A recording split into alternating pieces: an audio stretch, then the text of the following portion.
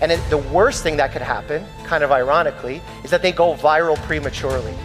They go viral without a true understanding of who they are. Then they're lost when the views inevitably go down. And when the views go down, the purpose is gone.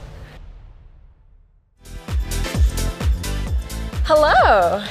Good morning. This is exciting. Yeah, I'm very excited. So we are here to talk about credibility. And I guess my first question for you is, being a doctor, how do you think about creating content that is credible on social media? The world of social media and creating content from an authoritative standpoint has really changed over the last 10 years. I remember in 2017, I wrote an article for the American Academy of Family Physicians where I said the absence of evidence-based physicians online is going to create a problem because we're not there to give an alternative, accurate view of our expertise. There were so many people sharing their knowledge without actually having the expertise to back it up. And as a result, what we saw during the pandemic was an influx of myths and disinformation where it led people to make really bad decisions for their health. So much so that they lost loved ones, made terrible decisions for their children. And for me, when I make content, it's always in a way where I'm trying to tap in to a communication method that will allow me to be relatable, transparent, honest, and reach people on a different level. Because traditionally, doctors present information, frankly, that's boring. We talk like scientific textbooks.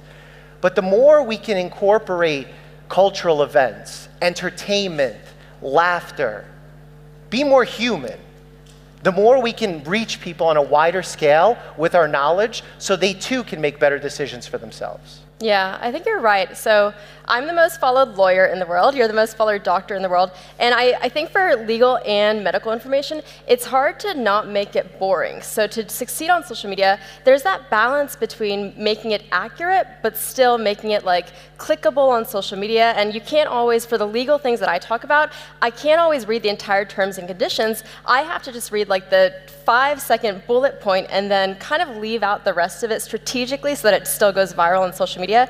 Do you think the same way about your content? Absolutely. In fact, the easiest way to differentiate between a real expert on social media and someone who's just faking it is the amount of confidence by which they present the accuracy of their information. In the beginning of the pandemic, when I was talking about coronavirus, COVID-19, it was talking about with what we know now, how things might change, where the science will create an evolution in the process of our knowledge. That's the normal way science works. In fact, that's what creates a lot of anxiety in all of us. Facts are not stable. They change, they evolve. That's the natural part of science, but it creates anxiety.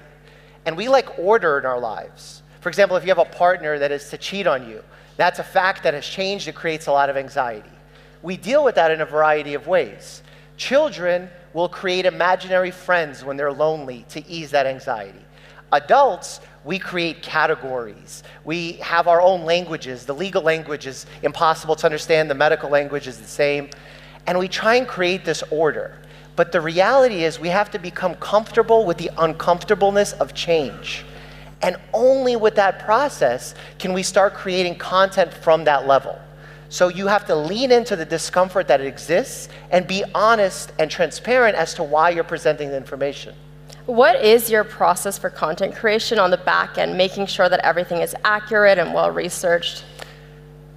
Everyone's going to make mistakes when you make as much content as we do. I mean, 1,000 videos in, 4 billion plus views.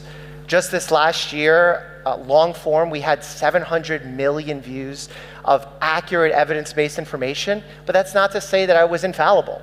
Mistakes are made, information changes, things that I once learned in medical school need to be updated. So you have to go back and update certain things, you have to make certain adjustments, and the process really is never stable. And it needs to be that way because we're humans, we're not robots. And that's actually what makes us special and why I think AI is not necessarily going to take over the medical space completely. Because people want a human that they trust, that is credible.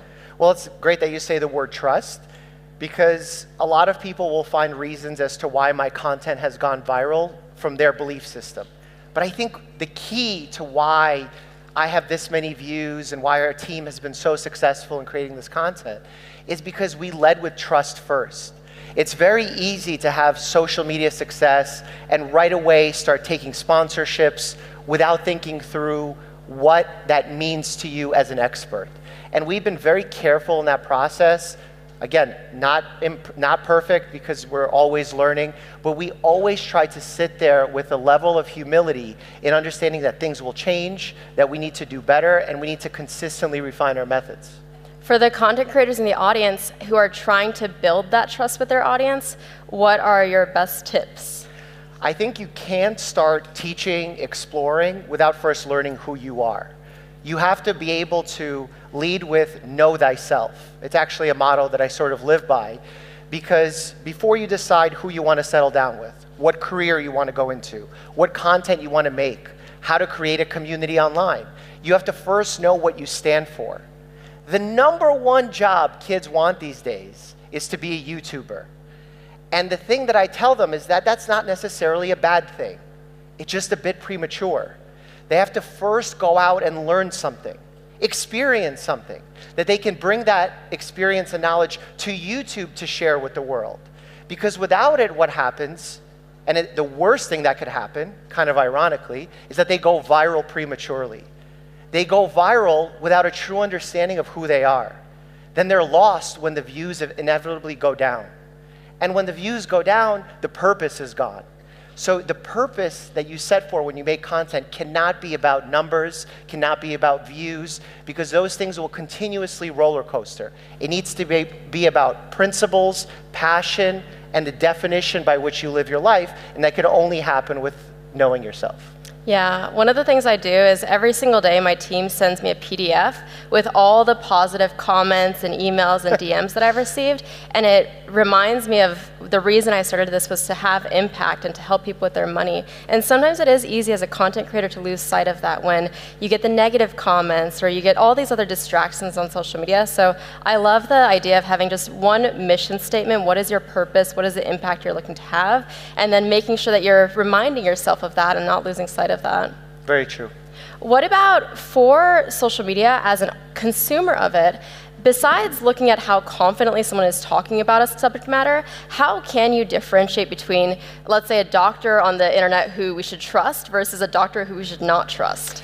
This is probably where I get the most criticism, and I'm going to say something controversial right now. There's a lot of doctors and non-doctors saying a lot of BS online. They're making a lot of false promises. They're making statements about shortcuts that exist for your health, whether it's a supplement, a treatment, a scan that will fix everything that ails you.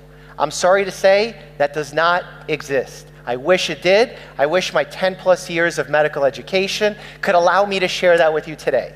But on social media, that's what goes viral. And it's not the social media companies who are at fault. It's us.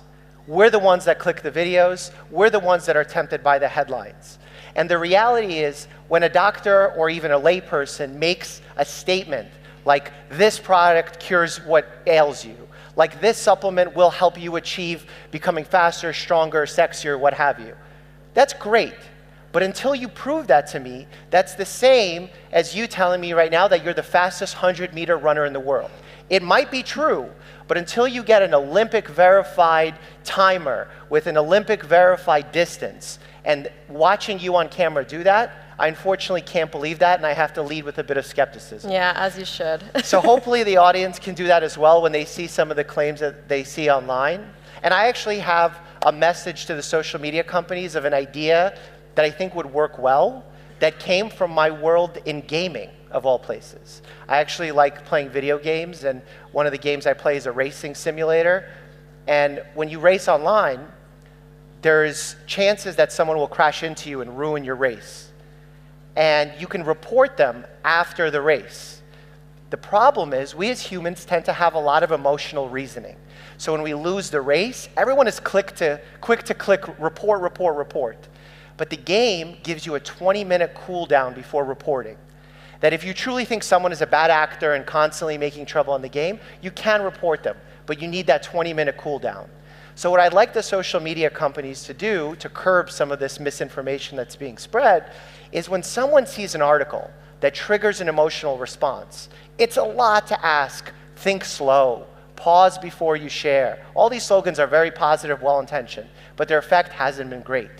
If social media companies instill a 10-minute, a 20-minute cool-down period after reading or seeing a headline, I think that will do a huge service to the general public about decreasing the amount of misinformation shared.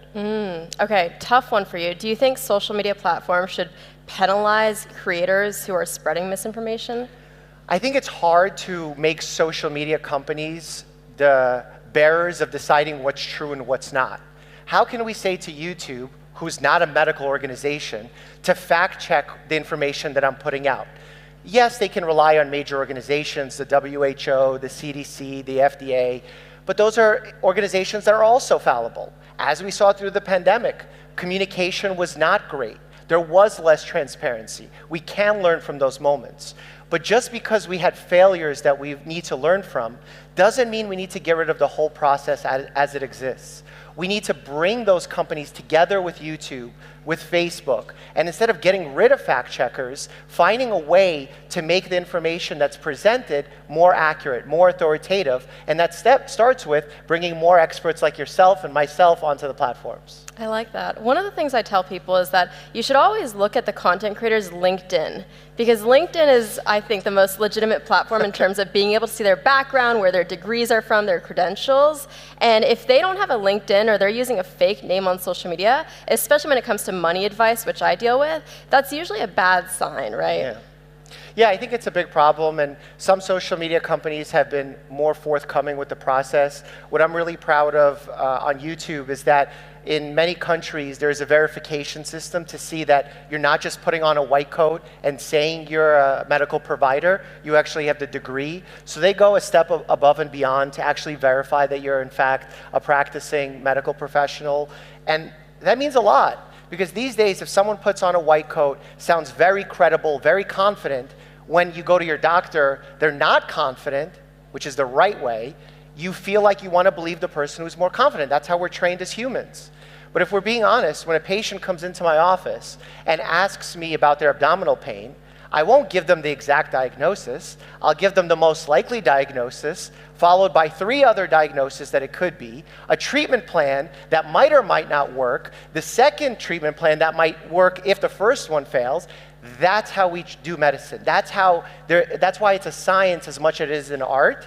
And those people who actually will hijack the information for their own good or for spreading mis and disinformation won't do that. They'll promise you, oh, if you get headaches, it's because you don't take in enough pink Himalayan sea salt.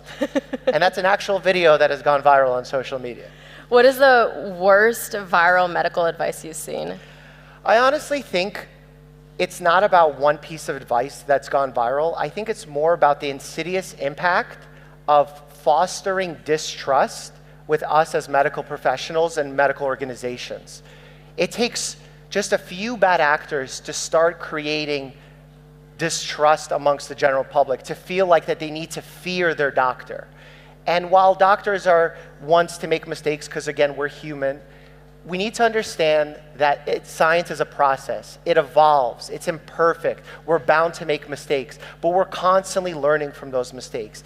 The people that are working behind the scenes at the major medical organizations, I recently just did a trip with UNICEF to Copenhagen and saw the work that the scientists are doing behind the scenes, the people who are delivering vaccinations to the remote parts of the globe. People will sometimes walk miles to get a single vaccination, yet in developed countries where we have a lot of wealth, people will question and deny getting vaccinations. So it goes to show how important it is to have a healthy line of communication and to be a healthy skeptic. And what do you think is that line between misinformation versus just bad advice? Yeah, I think everyone has their own definition. I've heard that misinformation is when you share something unknowingly inaccurate. Disinformation is when you're doing it knowingly. I've also seen misinformation be something like Grey's Anatomy showing the incorrect way to do chest compressions versus disinformation, someone spreading dangerous anti-vaccine rhetoric online. And it's not to say that we need to treat science as a religion. We need to say that we need to be very strict. This is the only way forward. We need healthy debate. We need healthy skeptics. But it's about waiting to get good information as to why we're being skeptics. The very first person who recommended that doctors wash their hands in between patients was viewed as someone who has mental problems. Actually thrown in jail, lost their life for it, and now has universities named after them because they were saying the truth. Their ideas were correct. But imagine back then saying, there are these things that you can't see on your hand that are actually causing us problems. It was very hard to fathom. But as time has gone on and science has evolved, we found that to be true.